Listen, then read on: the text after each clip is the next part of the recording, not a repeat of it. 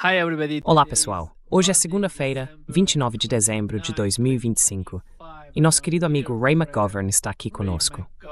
Bem-vindo de volta, Ray. Welcome back, Ray. Obrigado, Nima. Feliz ano novo para você. Happy New Year, Ray. Let me start, Ray. Feliz ano novo, Ray. Deixe-me começar pela reunião entre Donald Trump e Zelensky. Afinal, muitas pessoas perguntariam, ou argumentariam, se há algo saindo dessas reuniões. Está acontecendo algo que não sabemos, do qual não temos consciência? E como você vê a situação atual entre Donald Trump e Putin? Sabemos que eles estão enfrentando uma situação muito complicada e difícil com o caso da Ucrânia, mas até que ponto eles são capazes de se livrar do problema na Ucrânia?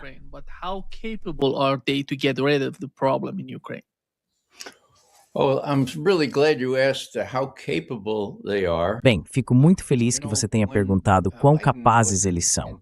Sabe, quando Biden estava no poder, os russos reclamavam amargamente que ele não era capaz. Capaz de quê? Bem, dogovor é a palavra russa, significa acordo. Então, sposobny quer dizer capaz. Eles inventaram uma nova palavra, pelo que me consta, nedogovorospodobny, incapaz de fazer um tratado ou qualquer tipo de acordo. Eles também diziam, embora com menos frequência, que ele era nerazgovorospodobny. Razgovor significa conversa, então isso quer dizer que ele nem era capaz de conversar, de se comunicar, de dialogar. Agora, quando Trump entrou, meu Deus, ele resolveu esse problema. Ele era capaz de conversar, e conversava. Ele conversa muito, não é? Ele já conversou várias vezes pessoalmente com Putin e fez Witkoff passar horas e horas com Putin.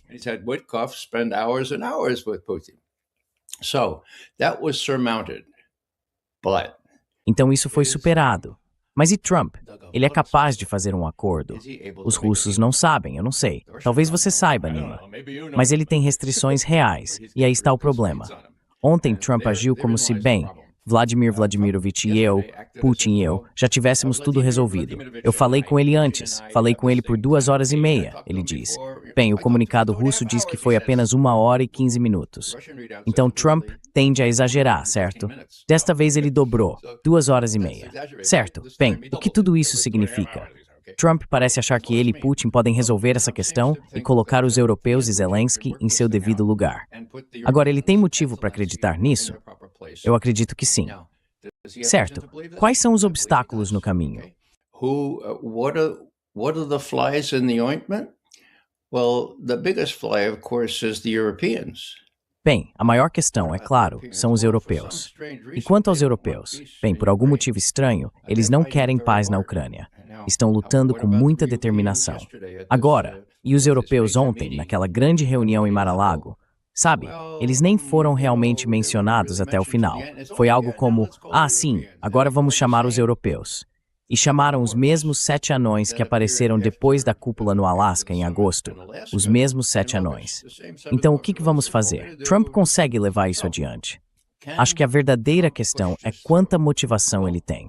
O incentivo dele é tirar a Ucrânia do caminho para poder desenvolver uma relação decente com a Rússia e voltar sua atenção para outras coisas, incluindo as eleições de meio de mandato, certo?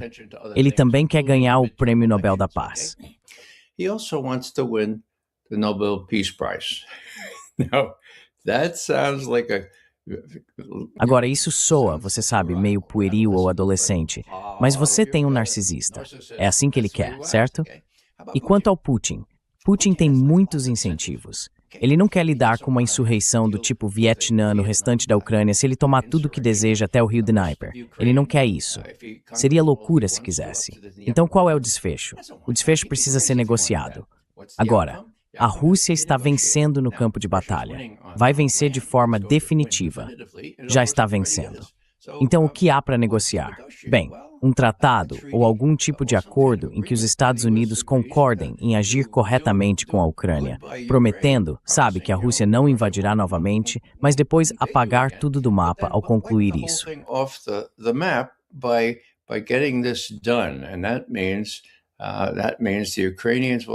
Isso significa que os ucranianos terão de ceder pelo menos o Donbass, ou seja, aquelas duas províncias, Donetsk e Luhansk, e provavelmente também Zaporizhia e Kherson.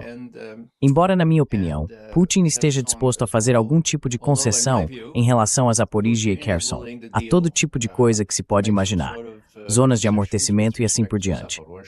O que está acontecendo aqui é que Trump está dizendo, certo, vocês, europeus e Zelensky, agora vamos colocar vocês em seu devido lugar.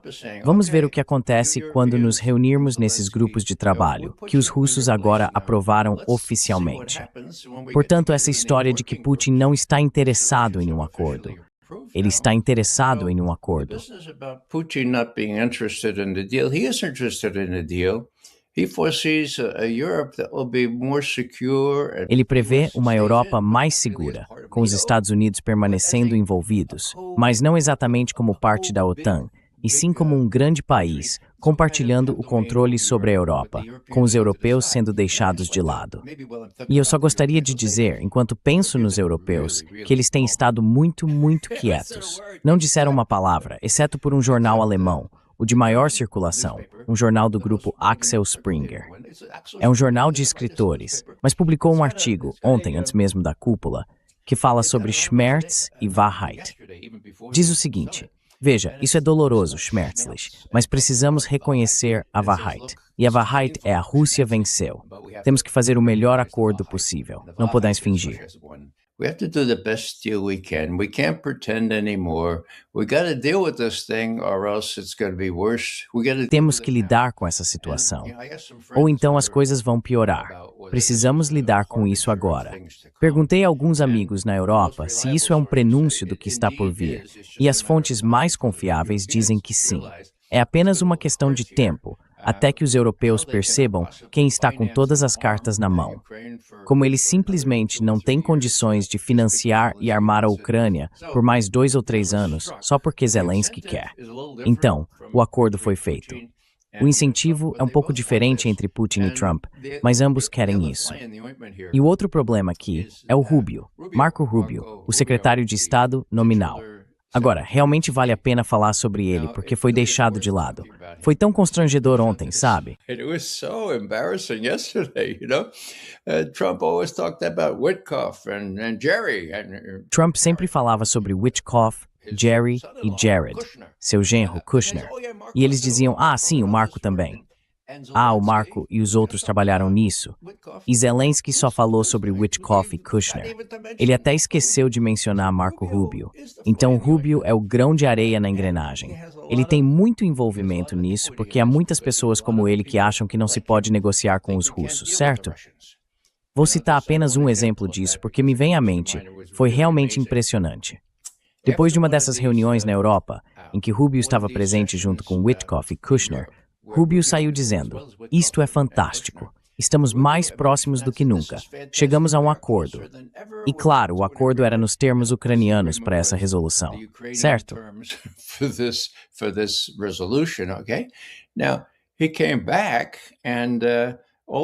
Então ele voltou e de repente Kushner e Witkoff disseram, esqueçam isso. Eles deixaram o assunto de lado e simplesmente apresentaram seus 28 pontos quando se reuniram com Putin por mais de 5 horas, apenas alguns dias depois. Em certo momento, Rubio fez um informe ao Congresso, que era muito simpático a ele, e disse, sabe, esse era um plano russo. Era um plano russo. Os 28 pontos foram elaborados com os russos, certo? E claro, os senadores vazaram essa informação, exatamente como Rubio esperava. Depois ele disse, não, eu não disse isso, e recuou. Mas os senadores o ouviram. Foi isso que ele disse. Por que ele disse isso? Bem, odeio dizer isso, pessoal, mas era uma infiltração russa. Foi Dmitriev indo a Miami, encontrando-se com Witkoff e Kushner por 3 dias. Eles trouxeram Umerov da Ucrânia. E esse era o plano. They had Umerov come from Ukraine, and that was the plan. Yeah. How do we know how strongly Rubio is against? Como sabemos o quão fortemente o Rubio é contra isso? Tenho certeza de que ele e seus amigos vazaram, e esta é a última coisa que vou dizer sobre isso. Uma conversa telefônica interceptada entre mim na Arábia Saudita e Ushakov, o braço direito de Putin nesses assuntos, em Moscou. Uau, uma conversa interceptada envolvendo a Arábia Saudita. Quem poderia fazer isso? Bem, as apostas são que os Five Eyes, os Davos Ways e a NSA poderiam fazer isso. Além disso, os sauditas também poderiam. A questão é que foi vazado, certo? E o vazamento mostra Dmitriev dizendo, certo, Ushakov, isso vai agradar os americanos, e sim, vamos com tudo, e depois eles vão reduzir e vender. Então tudo isso foi documentado por aquela mensagem interceptada. Quem vazou a mensagem interceptada?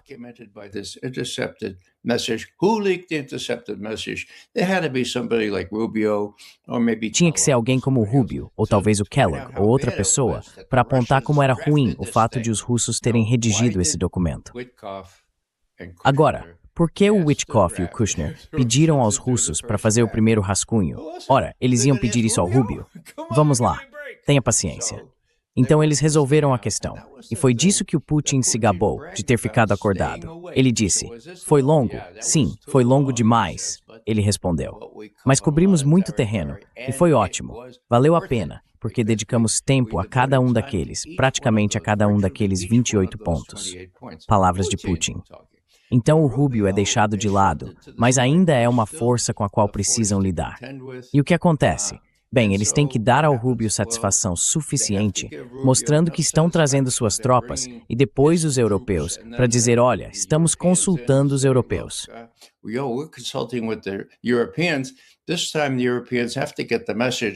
Desta vez, os europeus precisam entender a mensagem. Diferente do que aconteceu quando se reuniram em 18 de agosto, acho que foi, deste ano, e ouviram Trump falar sobre o que iria acontecer na Ucrânia.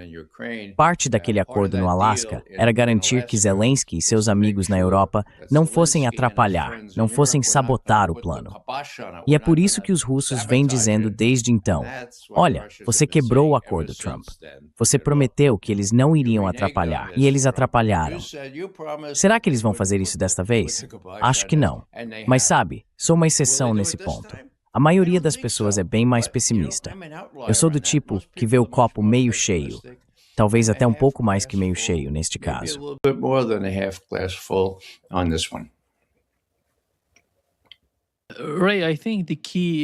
Ray, acho que a chave está nas prioridades dos dois presidentes, Donald Trump e Putin. E em como essas prioridades podem se encontrar, como eles podem achar algum ponto em comum para trabalhar juntos.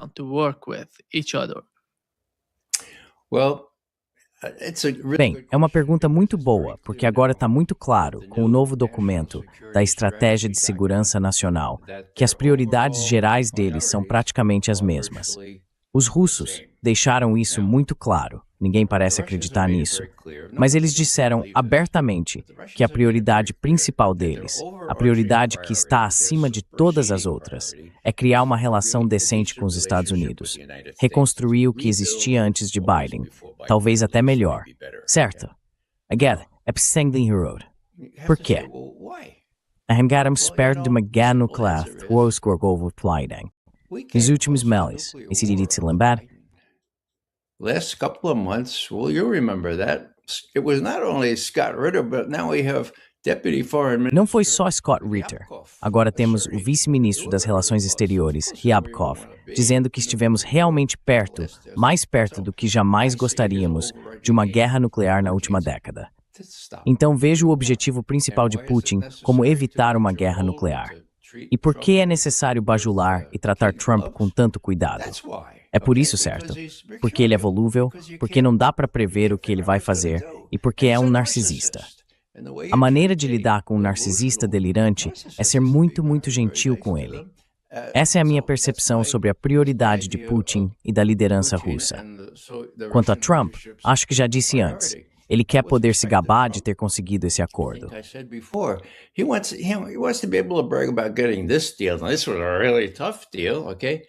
Esse foi um acordo realmente difícil, certo? Agora ele tem todas as cartas na mão. Por quê?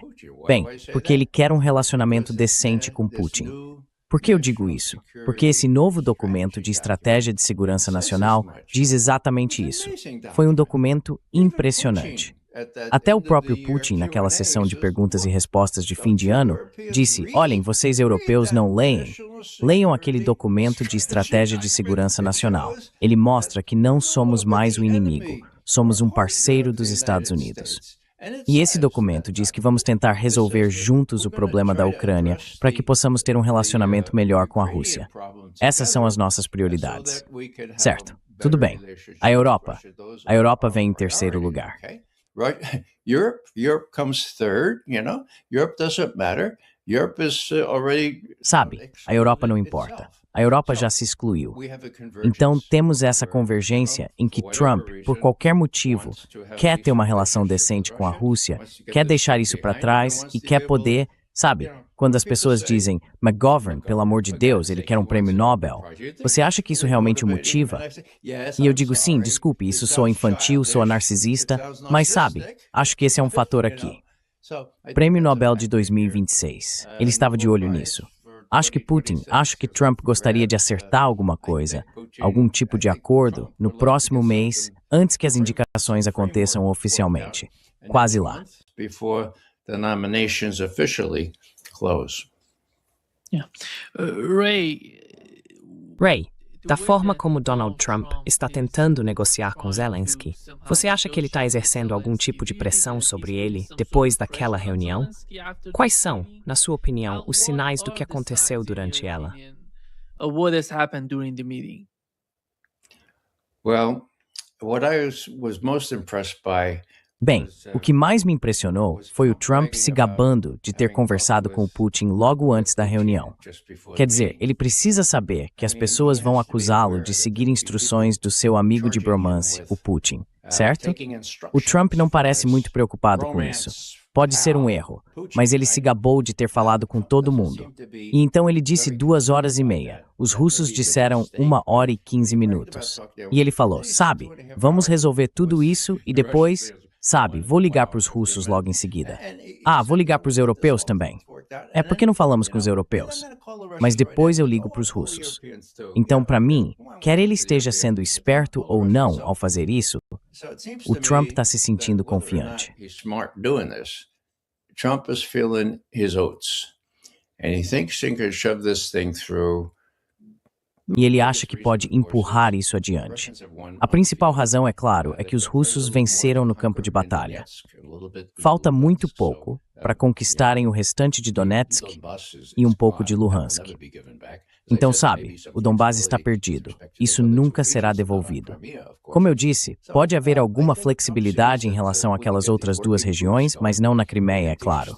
Então, acho que Trump vê que podemos fazer esses grupos de trabalho funcionarem. Podemos ensinar aos europeus que, veja, isso é schmerz, é muito doloroso, mas é verdade. Como aquele artigo do Die Welt, escrito por um grande editor. Eles têm quase 1 milhão de exemplares em circulação impressa. São considerados um dos principais jornais da Alemanha.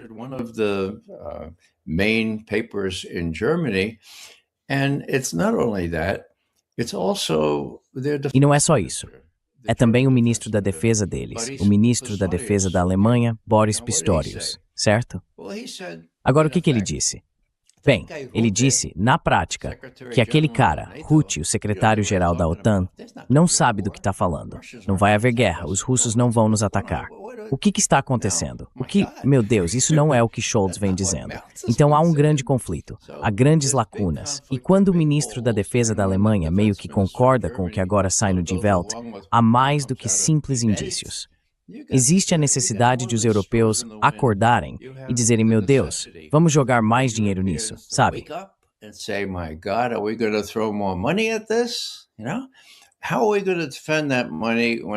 Como vamos defender esse dinheiro quando chegar a época das eleições? O que vai acontecer dentro de 1 ano ou 1 ano e meio?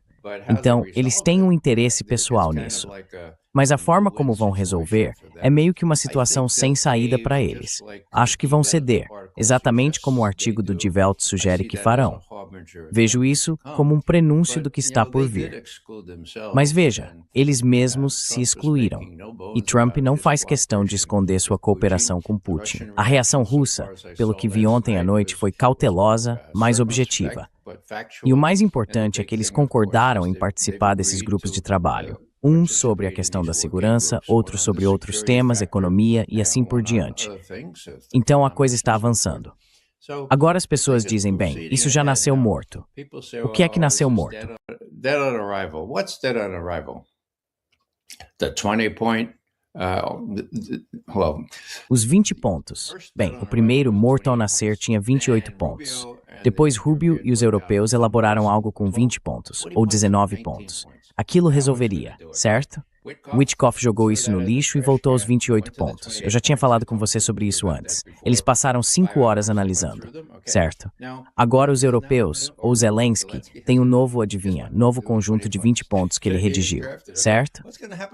O que vai acontecer com isso?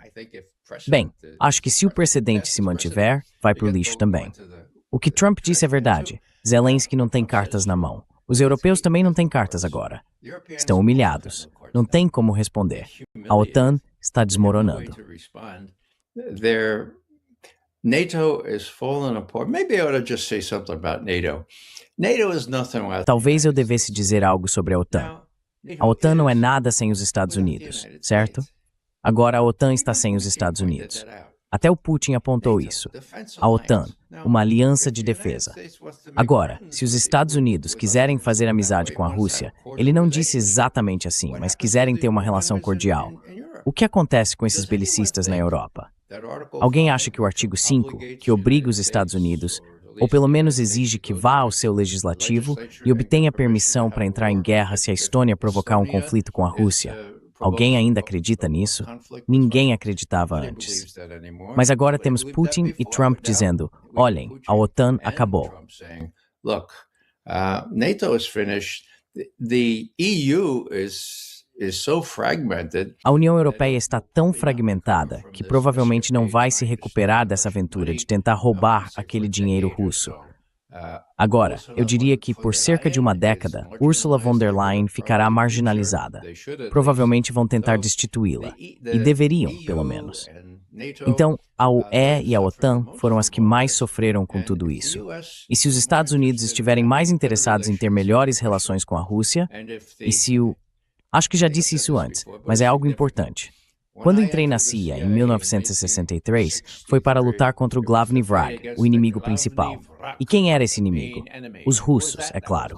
Glavny Vrag. Era assim que eles também nos chamavam. Agora, adivinha o que aconteceu em 2025? Perdemos nosso lugar.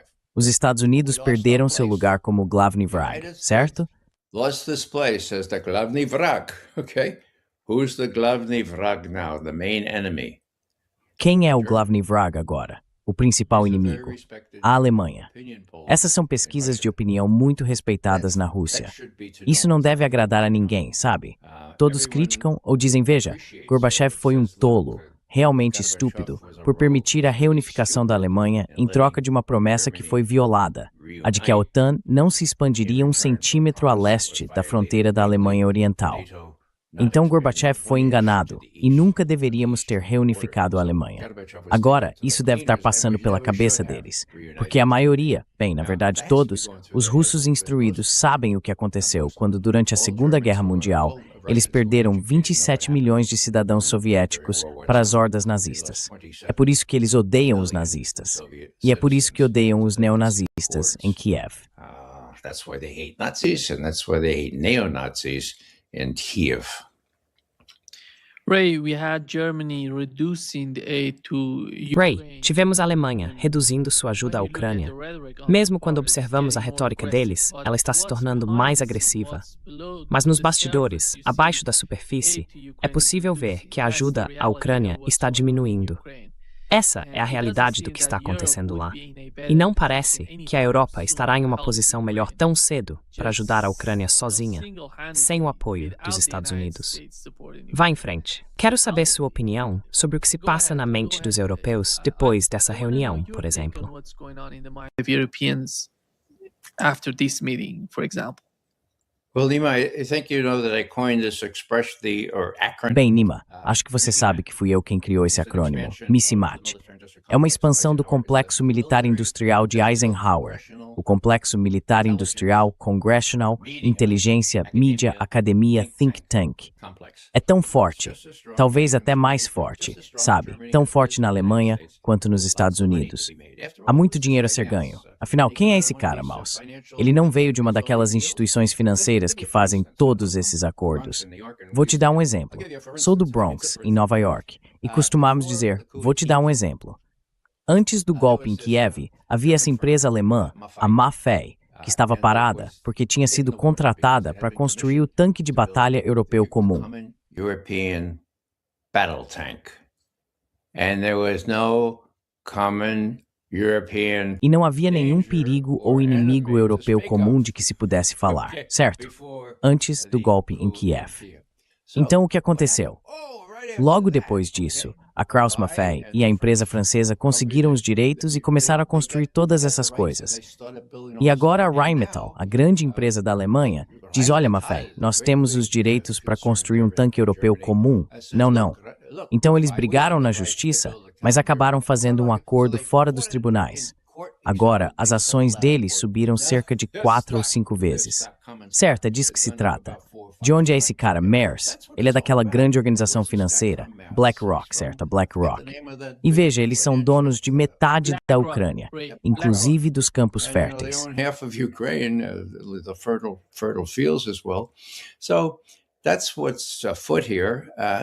Então é isso que está acontecendo aqui. É por isso que ele está recebendo todo esse dinheiro. Mas eles estão reduzindo a ajuda à Ucrânia. Bem, estão fingindo que a grande ameaça vem da Rússia, mas não imediatamente. Os russos vão esperar até que estejamos prontos, e isso provavelmente será daqui a 3 ou 4 anos. E Pistorius, o ministro da defesa deles, agora disse: esqueçam, isso é uma farsa. Rutte, o chefe da OTAN, está falando sem saber. Os russos não vão invadir a Europa Ocidental. E para aqueles que ainda acreditam nisso, e quem pode culpá-los, foi isso que Biden disse em seu último discurso sobre o Estado da União. Ele disse: agora, alguém nesta sala acha que Putin pararia na Ucrânia? Não, ele vai tomar a Polônia e os Estados Bálticos. No, he'll take Poland and the Baltic states. Now, when the president of the United States says that, agora, quando o presidente dos Estados Unidos diz isso, infelizmente a maioria dos americanos acredita. Muitas pessoas na Europa também acreditam. Mas nada poderia estar mais longe da verdade. É por isso que Putin fica um pouco agitado, de forma incomum, quando diz: eu já disse 100 vezes, não queremos invadir a Europa Ocidental. Estamos satisfeitos em parar. E como já disse antes no seu programa, os russos realmente pararam. Eles pararam 6 semanas depois que a guerra começou. E agora temos o embaixador suíço na Turquia, que participou das negociações em Istambul em março e abril de 2022. Ele divulgou um vídeo explicando exatamente o que aconteceu. Ele estava em contato com os turcos que monitoravam tudo isso e confirma que foram o Reino Unido e os Estados Unidos que intervieram e disseram: não é sobre o que vocês estão pensando. This is not about what you're thinking. This is about weakening Russia. And so we don't want you to take this. Isso é sobre enfraquecer a Rússia. Então dissemos: não queremos que você aceite esse acordo e apoiaremos você, Ucrânia, pelo tempo que for necessário. Agora, essa é uma história muito triste, porque muitos ucranianos morreram desde que Zelensky foi persuadido a seguir com o Ocidente nisso. Agora é pelo tempo que for necessário. Acabou. Porque ele não enxerga a realidade. Talvez veja depois de Mar-a-Lago ontem, mas ele continua dizendo às suas tropas para lutar até o último ucraniano. E isso, é claro, é o que pessoas como o senador Lindsey Graham defendem. Nenhum dos nossos soldados foi morto. Não importa que 1 milhão, e uso esse termo com cuidado, cerca de 1 milhão de jovens ucranianos e pessoas quase da minha idade tenham sido mortos em combate, quando tudo isso era desnecessário se os Estados Unidos e o Reino Unido não tivessem dito a Zelensky para não aceitar esse acordo. Zelensky not to take this deal. So they stopped. Então eles pararam naquele momento. Isso foi em março ou abril de 2022. Quero dizer, se eles pararam naquela época e não queriam tomar nenhuma parte da Ucrânia, aquelas províncias ainda faziam parte da Ucrânia sob aquele acordo. A única condição era que concordaram em não entrar para a OTAN e haveria um pequeno cessar-fogo para lidar com os outros problemas depois, certo? Então eles pararam naquele momento. E a ideia de que eles queriam tomar toda a Ucrânia. Bem, por um lado, nós paramos na Ucrânia, ou na Polônia e nos Balcãs. Não há evidência disso. Não há o menor indício de que os russos fossem considerados muito perigosos antes de os Estados Unidos e os serviços ocidentais, trabalhando juntos, derrubarem o governo devidamente estabelecido em Kiev em 14 de fevereiro. on the 14th of February 2014. No, 22 de fevereiro de 2014. E o que tornou aquele golpe distinto foi o fato de ter sido anunciado com 2 semanas e meia de antecedência. Você conhece aquela história em que Victoria Nuland está conversando com o embaixador dos Estados Unidos em Kiev, dizendo: está tudo acertado. Yats é o nosso cara. Deixe os outros de lado. Yatsenyuk é o nosso cara e é isso. O embaixador Geoffrey Pyatt responde: mas agora, senhora secretária, os europeus não vão gostar disso.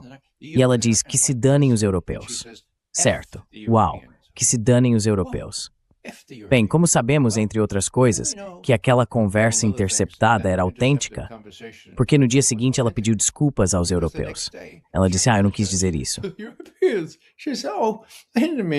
I didn't mean that if the Europeans. No, please.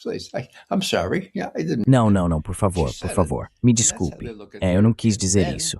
Mas ela disse, e era assim que eles viam os europeus naquela época. E agora, eles olham com ainda mais desdém. O Trump olha para os europeus. Eles não estão nem aí para o que o Scholz ou o Macron, os 3 mosqueteiros, pensam sobre essas coisas. Acabou. E se eles quiserem desperdiçar mais dinheiro, se quiserem comprar mais armas dos Estados Unidos, fiquem à vontade, porque nós não temos armas para vender agora. Bem, 3 anos. 3 anos em que os russos não... me poupe. É tudo surreal. E o triste é que a menos que as pessoas tenham acesso a programas como o seu, não falo só de mim, falo de todos.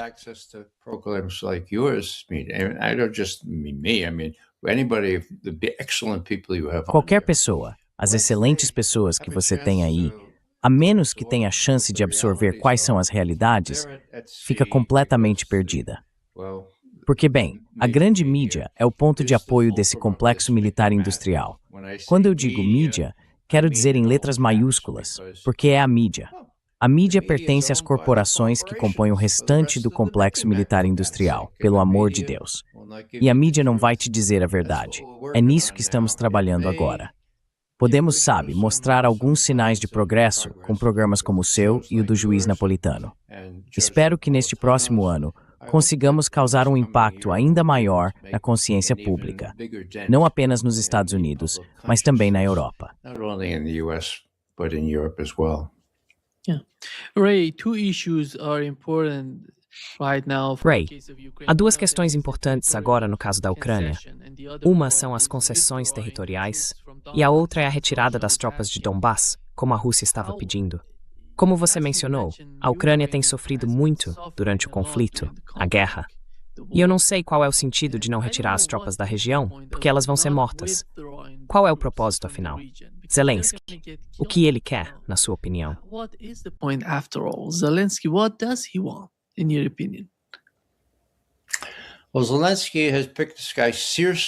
Bem, o Zelensky escolheu esse cara, o Syrskyi, que vai fazer tudo o que o Zelensky mandar.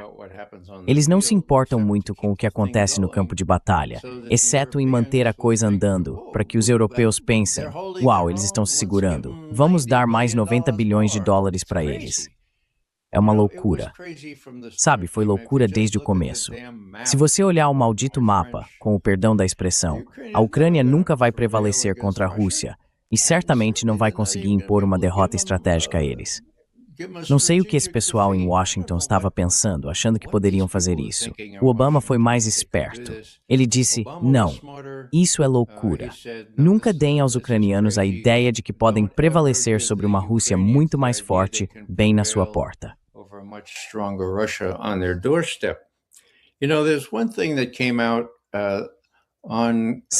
Houve uma coisa que saiu no dia anterior. Bem, vejamos, foi no sábado, quando Putin apareceu de uniforme militar, recebendo um informe. Eles passaram por todos os avanços que as tropas na linha de frente haviam feito. E então eu li até o fim. Era isso que tínhamos que fazer quando eu estava na ativa, por assim dizer. Ler o maldito relatório inteiro. E é isso que ele diz no final.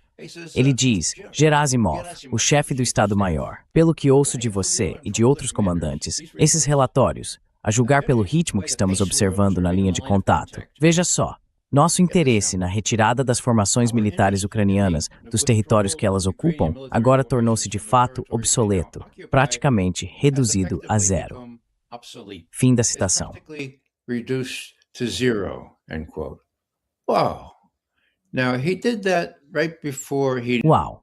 Então ele fez isso logo antes de saber que Trump iria ligar para eles na manhã seguinte. Então aqui está Putin dizendo, olha, essa história de negociar uma retirada de tropas para os ucranianos, nós vamos negociar simplesmente empurrando-os para fora dessas áreas. Nem achamos que isso seja importante. As palavras dele, está praticamente reduzido a zero o fato de estarmos interessados em uma retirada negociada dessas tropas. Bem, a minha leitura disso é que Putin disse a mesma coisa a Trump quando ele ligou mais cedo, ontem de manhã. Ele disse, olha, você sabe, estamos vencendo aqui. Não precisamos realmente nos preocupar em negociar um acordo sobre o restante do Donbass.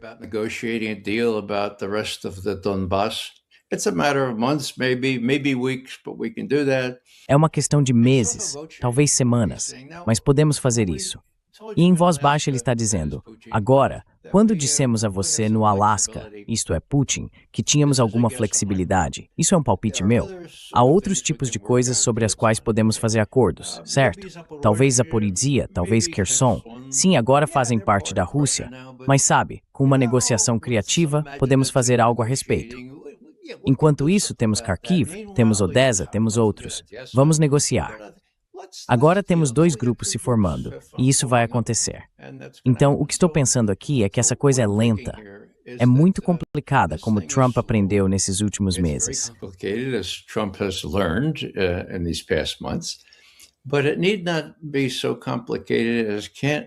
Mas não precisa ser tão complicado, a ponto de não resultar em um acordo mútuo, que Putin deseja principalmente como uma forma de os Estados Unidos reconhecerem os interesses centrais da Rússia, como deveriam ter feito lá em dezembro de 2021. A ideia seria, tudo bem, daremos à Ucrânia certas garantias, ou seja, os Estados Unidos darão, de que ela não será invadida novamente, mas manteremos seu exército pequeno e poderemos resolver essa questão. Agora, quando perguntaram a Trump, bem, e se vocês não conseguirem resolver isso? Ele respondeu, bem, mais pessoas morrem. Não conseguimos resolver. Não conseguimos resolver. Certo. Pois bem, a noção de Putin é que isso seria lamentável, porque então teríamos apenas uma Ucrânia reduzida com a qual teríamos de lidar continuamente.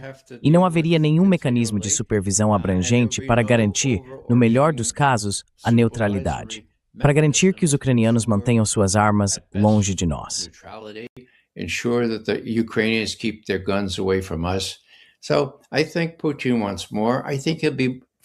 Então eu acho que Putin quer mais. Acho que ele vai continuar paciente. Ainda mais porque está vencendo de forma muito, muito clara.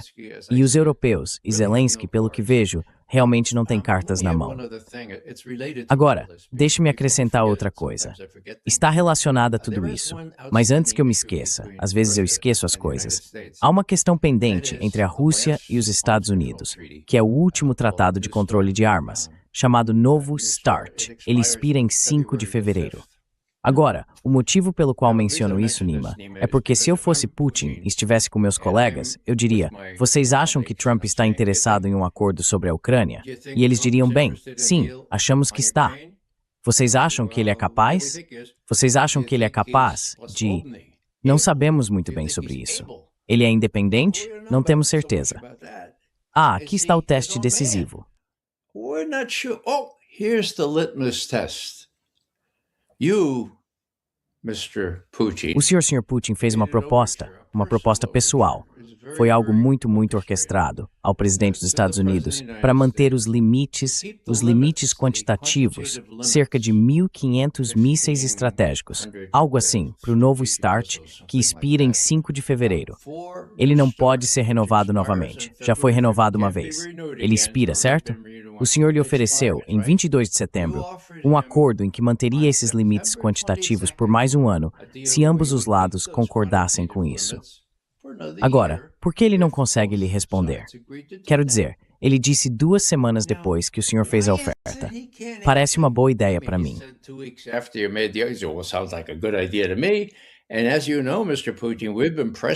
E como você sabe, Sr. Putin, temos pressionado todo mundo, Whitcomb e todos os outros, mas eles não falam sobre isso. Agora, esse é o teste decisivo, Sr. Presidente. Se Desculpe, Sr. Putin. Se Trump não conseguir reunir força suficiente para fazer essa coisa simples que não exige mais negociações, mas seria uma bela demonstração de suas boas intenções de colocar um limite na corrida armamentista, ou pelo menos manter algum tipo de controle sobre ela. Se ele não conseguir fazer isso, ele não é um homem independente, Sr. Cook. Não podemos garantir que ele seja um homem independente. Então, o que ele promete sobre a Ucrânia, bem, temos que encarar com certa desconfiança também. Felizmente, não precisamos nos preocupar muito com isso. Luckily, we don't have to worry too much about it. It'd be unfortunate if he can't come to terms on Ukraine. Seria lamentável se ele não conseguisse chegar a um acordo sobre a Ucrânia, mas seria ainda mais lamentável se permitisse uma corrida armamentista sem controle. Isso seria nossa melhor medida, não das suas intenções, mas da sua capacidade de fechar um acordo, de negociar algum tipo de tratado ou outro arranjo. Então tudo isso é muito... Bem, Putin, Lavrov e outros disseram isso explicitamente. E Ryabkov fez uma declaração na véspera de Natal que simplesmente não sai da cabeça. É realmente interessante. E a última coisa que direi sobre Ryabkov é que, nesse longo tratado, que descreve com bastante precisão o curso dos acontecimentos na Ucrânia, ele termina com uma pergunta que diz: agora, Sr. Ryabkov, o que o senhor acha do Prêmio Nobel da Paz? Mr. Ryabkov, what do you think about the Nobel Peace Prize? Do you think that Trump would like to have do you think he's deserved? Você acha que o Trump gostaria de ter o Prêmio Nobel da Paz? Você acha que ele merece? É uma pergunta justa, certo? Mas isso veio em uma declaração de política muito importante. Então Ryabkov responde de forma muito diplomática. Ele diz: eu sei que Trump está muito interessado em chegar a um acordo. Eu sei que está, e tenho certeza de que ele vai se esforçar ao máximo. E se ele conseguir, bem, sim, blá, blá, blá. Ele não diz explicitamente sim, então ele merece todos os prêmios Nobel da Paz que puder receber. Mas essa é a ideia. Então, pode parecer banal ou imaturo da minha parte achar que isso é um fator, mas acho que os russos também pensam que é. E se eles conseguirem explorar isso, poderemos ter um janeiro muito interessante pela frente. January coming up. Yeah. I think, Ray, one of the key issues... Acho que, Ray, uma das questões principais é a segurança. Hoje, Donald Trump disse que a Europa assumirá uma parte significativa das responsabilidades de segurança da Ucrânia com o apoio dos Estados Unidos. O que acha disso? Há algo acontecendo entre os Estados Unidos e a Europa que não está sendo divulgado, que talvez não seja discutido na mídia tradicional?